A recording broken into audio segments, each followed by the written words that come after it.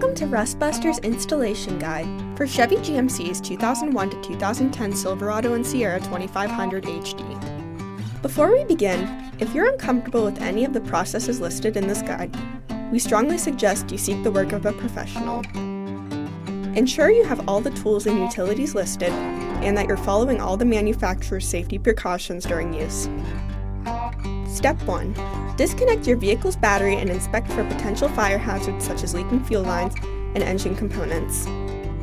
Prepare or remove these before starting. Finally, clear the work area of any safety hazards. Step 2. Lift up your vehicle. Our part features perforated plates on the top, bottom, and front of your frame section to fit over the existing rivets retaining your crossmember. If you plan to keep your crossmember's rivets, remove the perforated plates. If not, cut out the rivets. Step 3. Remove the rivets retaining your rear leaf spring hanger and its bracket. Punch out the rivets using a punch. Grind the frame for your rust and debris, revealing bare metal.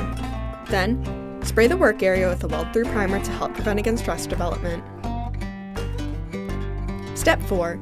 Slide your rear frame section onto the frame and tap it into place using a hammer. Use the frame holes to help with the alignment.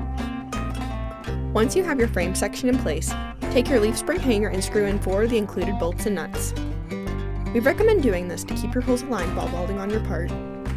Tighten them using a 14mm socket and 15mm wrench. Then, take your leaf spring hanger's bracket and hold it up to your leaf spring hanger under your frame rail. Insert the 2 remaining bolts and nuts and screw them into place with a 14mm socket and 15mm wrench.